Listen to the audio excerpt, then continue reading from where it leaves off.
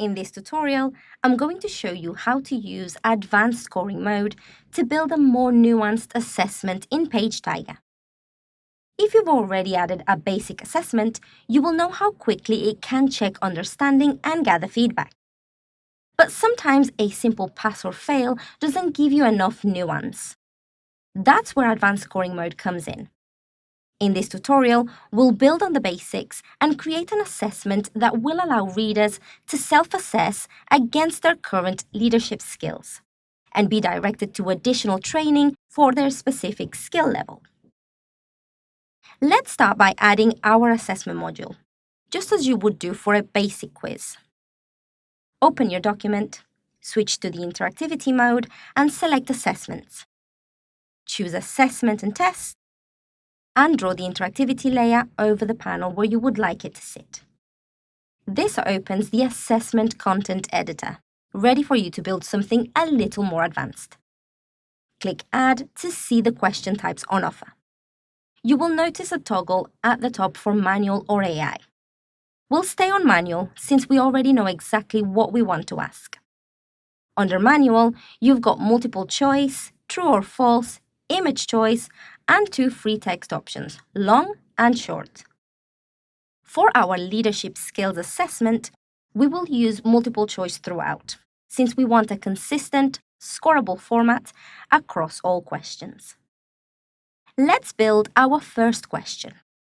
Select multiple choice, enter your question, and add 4 answers. We'll come back to mark these up with scores once every question is in place. Repeat this for each remaining question until you've built out the full set of 12.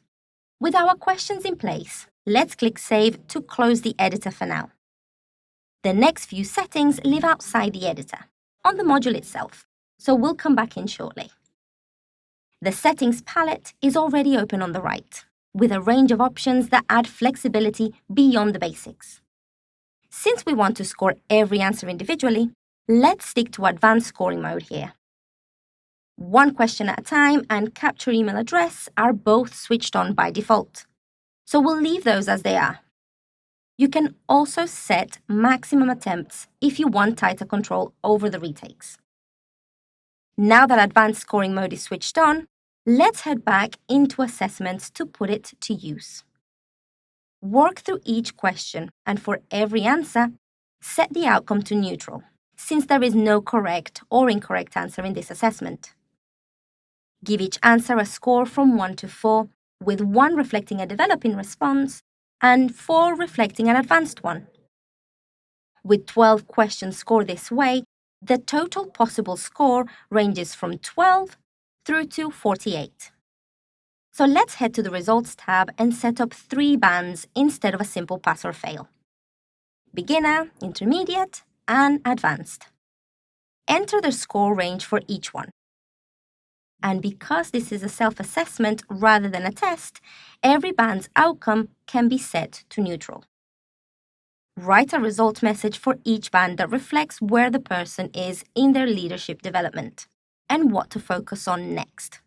Then insert a link to the training module that fits that band. Once you're happy with your assessment, click Save to close the content editor and return to the page. You can only link your interactivity to its panel once the editor is closed, so let's do that now.